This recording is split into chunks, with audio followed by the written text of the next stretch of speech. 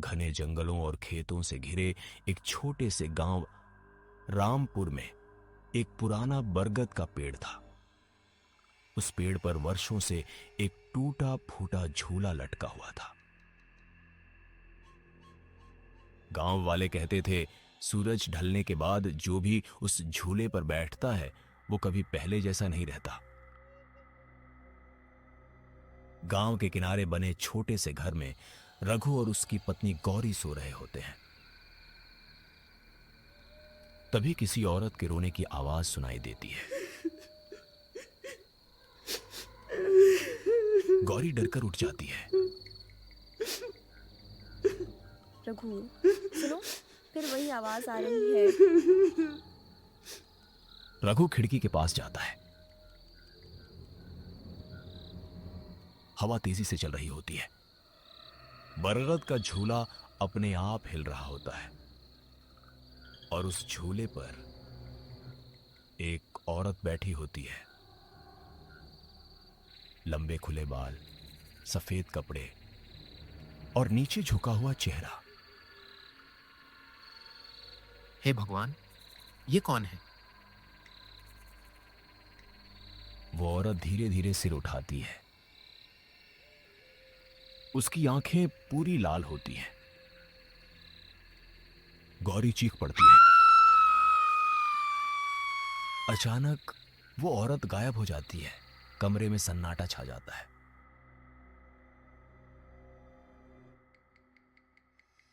अगली सुबह पूरे गांव में उसी बात की चर्चा होती है।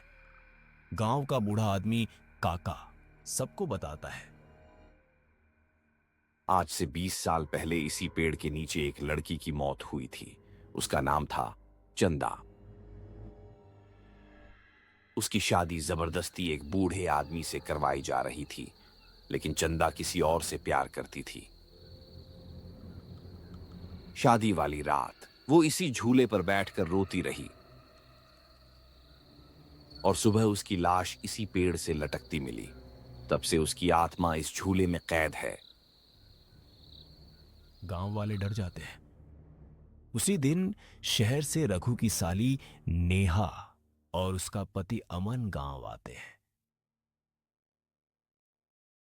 नेहा बहुत चंचल और निडर लड़की होती है। घर के पीछे लगे बरगद को देखकर वो खुश हो जाती है। वाह दीदी, कितना सुंदर झूला है। गौरी डर जाती है। नेहा, भूलकर भी उस झूले के पास मत जाना। रघु और गौरी एक दूसरे को परेशान होकर देखते हैं। अरे दीदी, आप भी ना गांव वालों की बातें सुनकर डर जाती हो।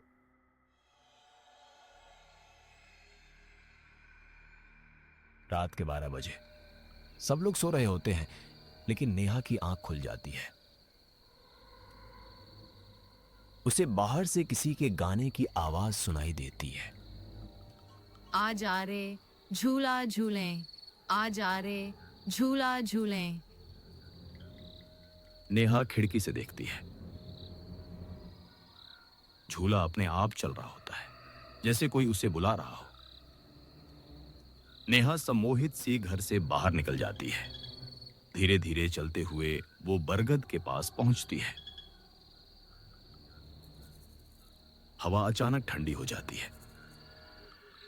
नेहा झूले पर बैठ जाती है और झूला अपने आप तेज तेज चलने लगता है। नेहा पहले हंसती है, फिर अचानक उसका चेहरा डर से भर जाता है। उसे महसूस होता है कि किसी ने उसके बाल पकड़ लिए हैं। कौन है? तभी उसके कान के पास कोई फुसफुसाता है।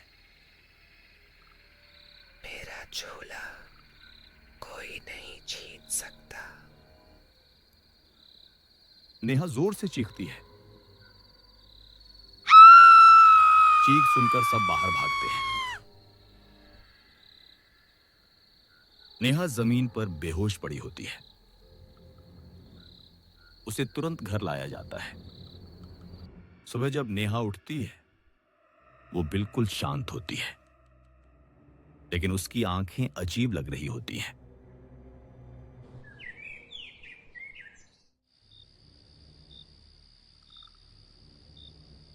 रात होते ही नेहा अचानक बिस्तर से उठती है। उसके पैर उल्टे हो जाते हैं, बाल अपने आप खुल जाते हैं और वो मुस्कुराने लगती है। इस बार अमन उसकी हरकत देख लेता है। वो डरकर रघु और गांव वालों को बुलाता है। सब लोग मशाल लेकर बरगद के पास पहुंचते हैं। नेहा हवा में झूल रही होती है। उसकी आवाज बदल चुकी होती है। ये झूला मेरा है, जो भी इसे छुएगा मर जाएगा। गांव वाले डरकर पीछे हट जाते हैं। तभी बूढ़ा काका आगे आता है। ये नेहा नहीं, चंदा की आत्मा है। अगर इसे रोकना है तो इस झूले को खत्म करना होगा। कुछ गांव वाले कुल्हाड़ी लेकर झूले की रस्सियां काटने लगते हैं, लेकिन तभी तेज आंधी शुरू हो जाती है। पेड़ जोर जोर से हिलने लगता है। चंदा की आत्मा डरावनी चीख मारती है। कोई मुझे इस झूले से अलग नहीं कर सकता। अचानक गांव वालों में से एक आदमी हवा में उठकर दूर जा गिरता है। सब डर जाते हैं, लेकिन रघु हिम्मत करके झूले की रस्सी काट देता है। झूला जमीन पर गिर जाता है। उसी वक्त नेहा बेहोश होकर नीचे गिरती है। काका जल्दी से झूले पर मिट्टी का तेल डाल देता है। रघु मशाल फेंक देता है। झूला पकड़ लेता है। पूरा बरगद लाल रोशनी से चमकने लगता है। आत्मा जोर जोर से चीखती है। मैं वापस आऊंगी। धीरे धीरे उसकी आवाज कमजोर पड़ जाती है और वो राख बनकर हवा में उड़ जाती है। नेहा होश में आती है। उसे कुछ याद नहीं होता। गांव वाले राहत की सांस लेते हैं, लेकिन जब सब वहां से जा रहे होते हैं तभी हवा चलती है और सूखे पेड़ से एक टूटी रस्सी अपने आप हिलने लगती है। कुछ कहानियाँ ख़त्म नहीं होती, वो बस इंतज़ार करती हैं अपने अगले शिकार का।